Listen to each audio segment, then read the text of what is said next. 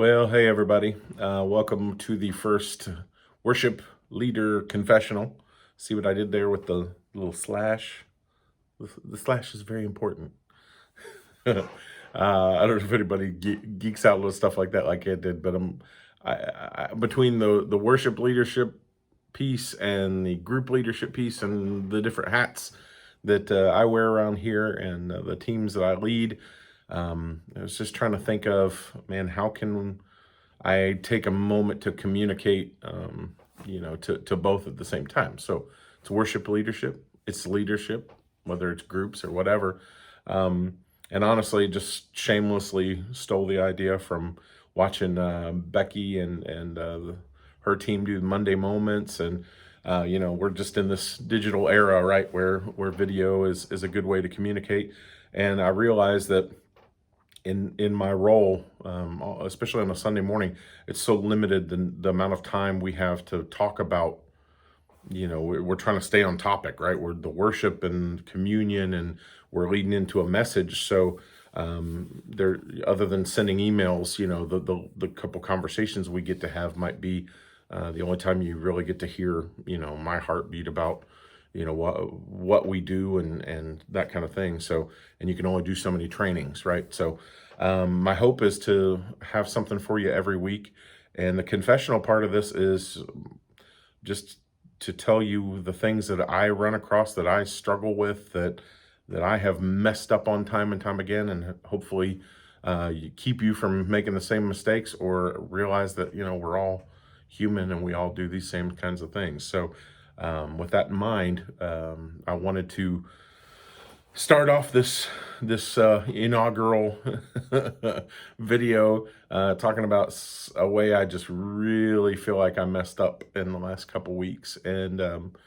I have a neighbor who lives two doors down, kind of on the corner, and I see him every single day on his porch. I'm pulling out from my house, heading to the church, and I round the corner, and every day he's out there on his porch drinking his coffee, and we wave and, hey, how you doing? Every single day. Very friendly guy, seemingly.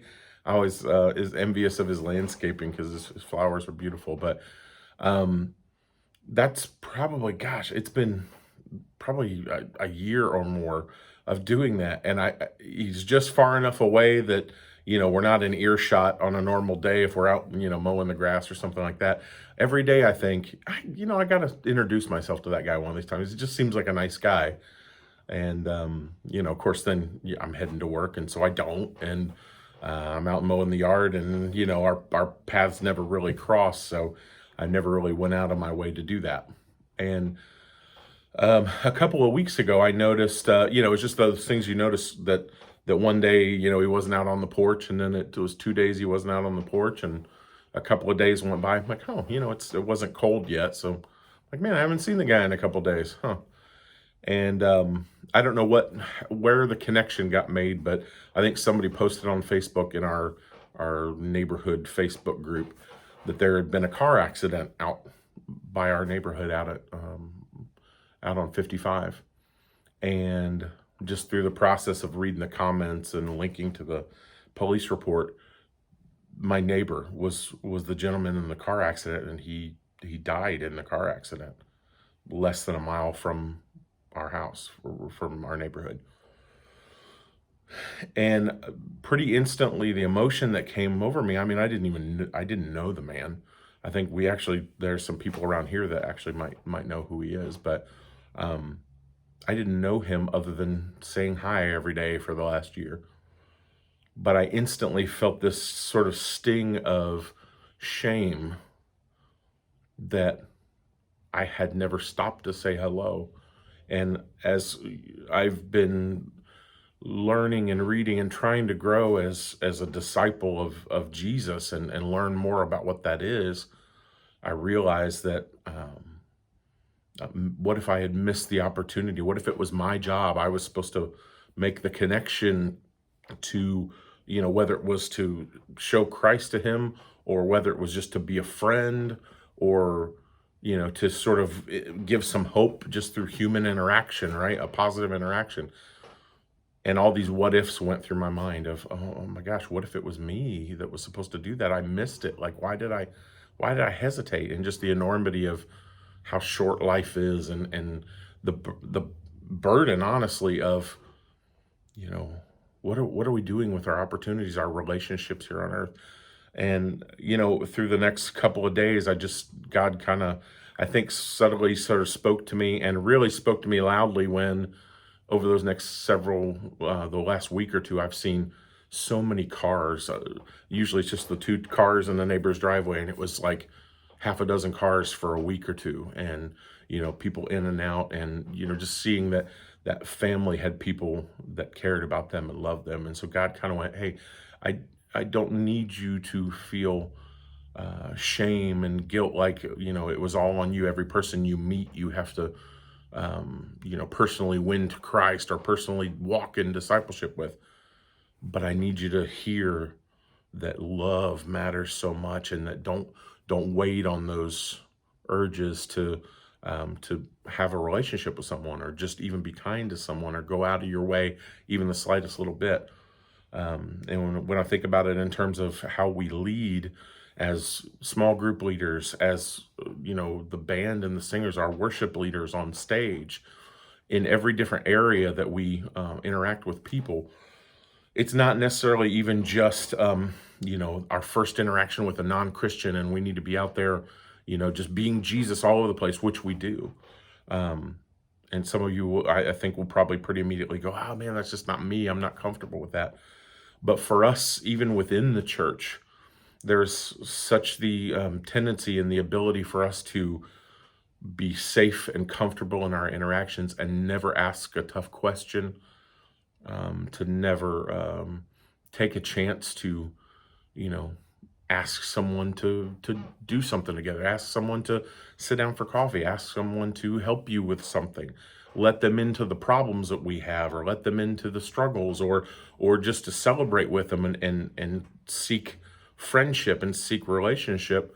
It's easy for us to be polite. And one thing I was thinking about this week, I swear I'm going to do my level best to stop the epidemic that I participate in church, of saying I'm fine when I'm not.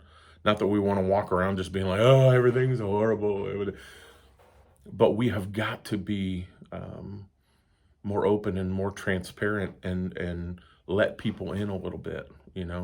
And so my encouragement, I guess, to you is, I was reading in John 13. eh, we hear it quoted all the time, and we quote it wrong. You hear the old song, they'll know we're Christians by our love. The scripture doesn't say that. It doesn't say they'll know we're Christians by our love. Starting in 34, it says, a new command I give you, love one another. As I have loved you, so you must love one another. By this, everyone will know that you are my disciples, if you love one another.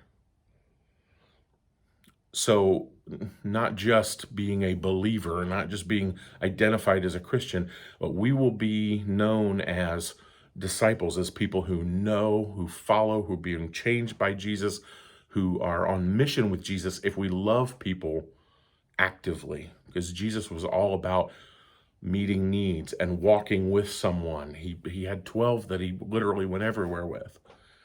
We have got to be better at being open in our lives, and pursuing people.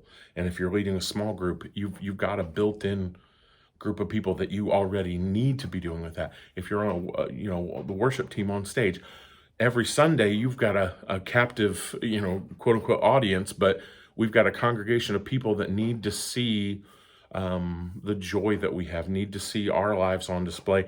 And we have a team of people that we can be, loving on right there on the stage as well, even as we're, giving praise to God.